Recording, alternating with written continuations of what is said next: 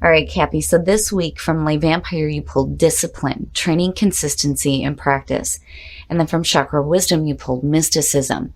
Now, discipline from Lay Vampire, anytime that this card shows up for me is suggesting that the person may be dealing with issues like not sticking to the plans that they have set for themselves. And this card is a reminder to keep doing this.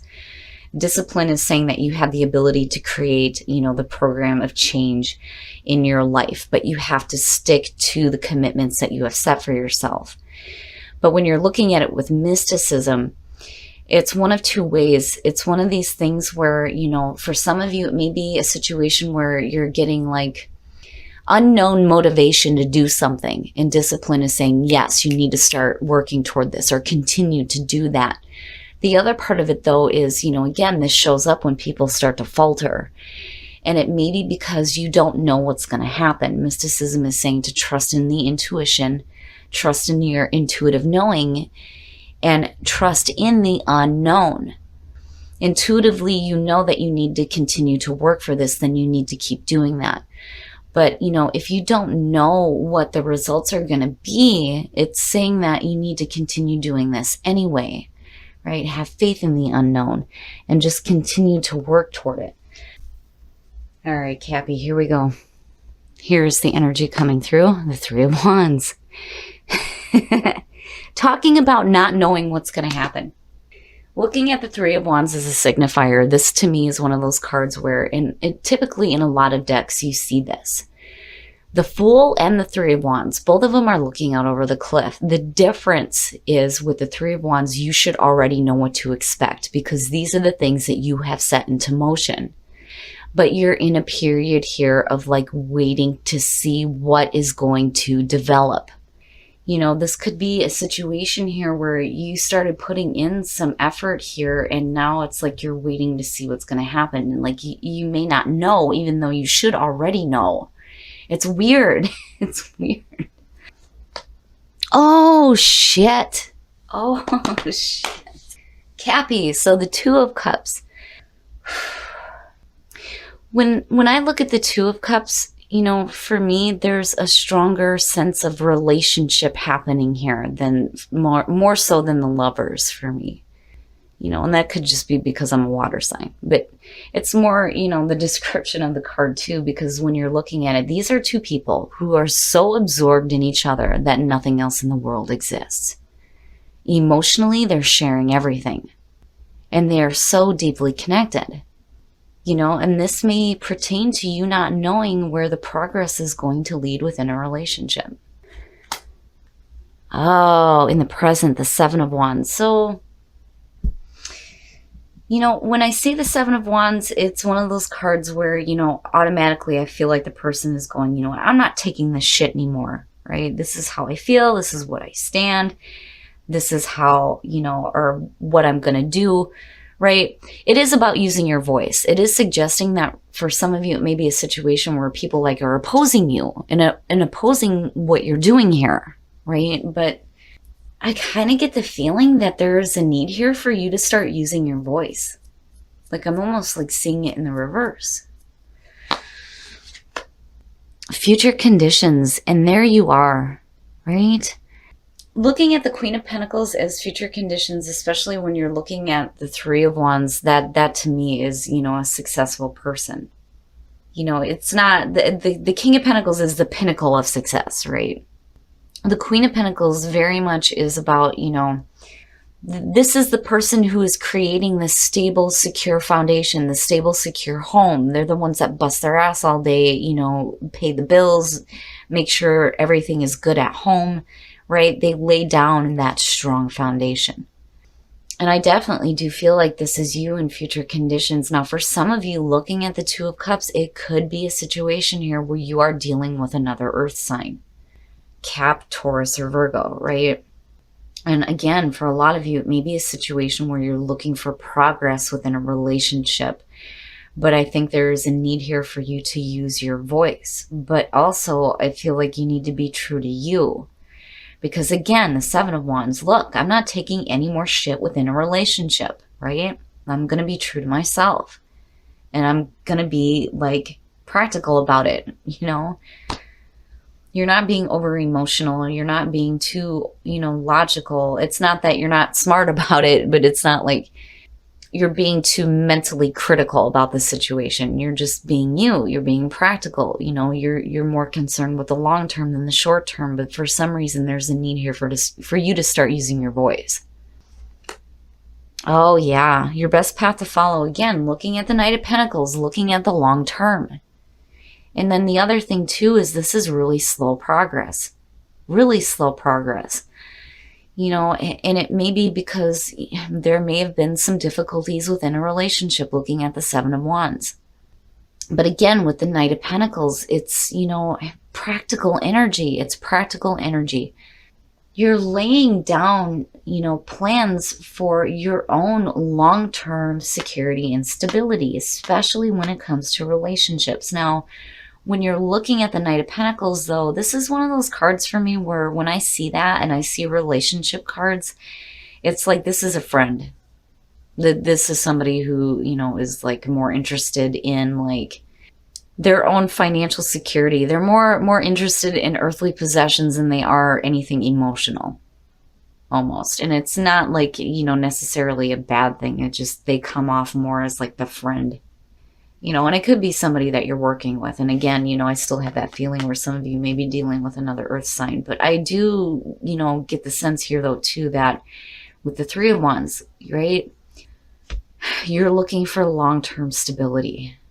But it's one of those things where this may be a really slow progression forward within a relationship. Oh, in your environment. Well, now, that is where the opposition is coming in. So, oh, shit. When you're looking at the Knight of Wands, this is somebody who's super excited and constantly going after things, and they're in and they're out, right? I always call them the one-night standers. They're in it and then they're out, and they come in like a fucking whirlwind out of nowhere with a bunch of passion with them, and they're like, oh yes, come with me, and you're like, yeah, I'm gone, right? But there's a part of you that's still being a little bit more practical about it. Now, looking at the Knight of Wands in your environment, this could definitely have to do with a fire sign, especially looking at the Seven of Wands. And again, it may be a situation where somebody is like opposing your viewpoint. You're wanting a practical, long-term, stable relationship, and you're looking for that progress to start, but this is like opposing it. And it may be because they're just so full of passion. It's like, I look at it as like you're wanting both, but you're still at the same time wanting that security and that stability. You don't want somebody that's going to be in and out, right? Oh, shit.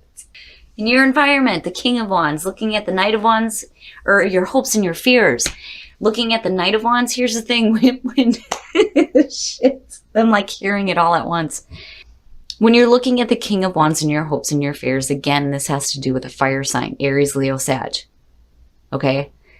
This is somebody, and look at the shit-eating grin on that lion.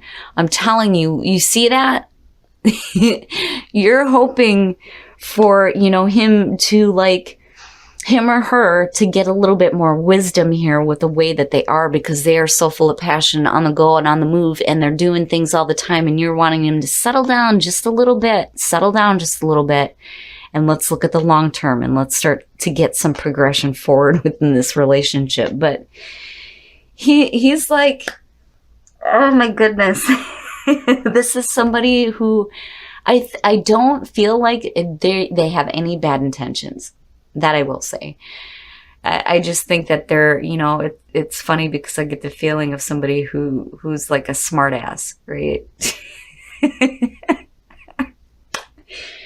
It's almost like you're hoping for them to start settling down and stop being so damn wild, right? Because I do think that, you are being the responsible one here. You're trying to create that nice, stable foundation, laying down those roots.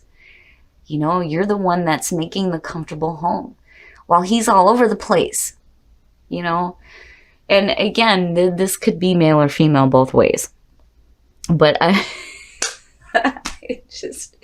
can't stop looking at that shitty grin on that lion. Like, yeah, I know. I deal with the fire sign. And let me tell you, if that card ain't my husband. And again, for some of you, it's just, this is how they truly are. Their soul is like young. They're young and they're on fire, right? But even when they get to that point here where they start to gain some, wisdom and start settling down a little bit here with the King of Wands, they still carry that with them. That smart ass kid that still stays with them. It's funny. And discipline. It's no wonder. It's no wonder why that's showing up with mysticism, especially if you don't know where things are heading within a relationship. But stick to it, stick to it. And that goes for the other person too, especially if you are dealing with a fire sign. All right. Oh shit, I'm telling you, you stick with it, Capricorn. This fucking reading is amazing. I love it. Your readings never fail. They never fail to amaze me. The Ace of Cups. This is a relationship that you want to stick with. I mean, look at it. He may be a little wild. You may have this person who is like super passionate and, needs to settle down a little bit. But damn it, looking at the Ace of Cups, that is beautiful. That is beautiful. You may be sitting around waiting to see some progress within this relationship and them stop it. Like, stop being so wild, right? But when you're looking at the Ace of Cups, man, there's a lot of happiness here. A lot of happiness. It's beautiful. It's beautiful, Cap. All right, we're going to take a look at the soul trees to see what else is going on here. And it's no wonder with mysticism and discipline. It's like, I don't know why I'm being pushed to do this, but I guess I have to stick with this, right? Because it's one of those situations where I think Capricorn is like, what the hell are you doing? But you love them. You love them regardless. Oh, detachment, release, shit, and be open. Okay, so when you're looking at detachment, that is detaching yourself from, the negative things, right? Release. You need to release that so that you can be open to this Ace of Cups. And I do get the feeling that for some of you, it may be a situation where you're looking at it like, why am I even bothering with this? Because again, of discipline and mysticism showing up, but you need to be open. You need to be open to this because this relationship, looking at the Ace of Cups, fucking fantastic. They may drive you nuts and they may not settle down, but damn it, this is going to be a really good emotional thing for you. I'm telling you, there are things that you're going to have to detach from and, like release, let go of control a little bit, jump on the back of the horse for a little while, right? Instead of being in this practical mode. But the thing is though, when you're looking at this as your best path to follow, yeah, you want something that is long-term and stable. But then at the same time, it's like, you need to still be willing to kind of go with the flow of the situation. I think they'll get there. I think they do. But the potential here is beautiful. All right, we're going to take a look at the romance angels to see what exactly is going on in terms of love. Oh man, that card cracks me up. So, and again, with detachment, there's nothing here bad that you need to detach yourself from other than this feeling of like, like they're going against your viewpoint, get rid of that thought, right? Release and surrender, and be open. I mean, both of them to me are like surrendering to the flow, because you're looking at something brand new, right? When you release from the way that you think things should be and you start opening up to going with the flow, right? I'm looking at the way the trees are going here and then seeing the Ace of Cups. Yes. Heart-to-heart conversations. Honestly discuss your feelings with each other. Here, and you know what's funny is, I don't know why, but I'm so like wrapped up in the images. If you're going to be talking to them and they're looking the other way, that's basically saying don't be nagging, right? Just basically be open about how you feel, right? I want to be long-term. I want to be stable. I don't want this to be an in and out situation. I think they know that, but it's like, I think you need to get caught up in the whirlwind for a little bit, right? And see where it takes you. But, the other thing too is, yeah, Cap, you have to be true to yourself, right? If you're wanting to have a long-term stable relationship, it is something that you need to voice. But just be careful about, maybe being a little bit too oppressive with your viewpoint. That may be where you're facing some opposition from them. I just kind of get the feeling here where you kind of get to the point with the Ace of Cups and then again seeing that shit-eating grin where you're like, yeah, I love this person, right?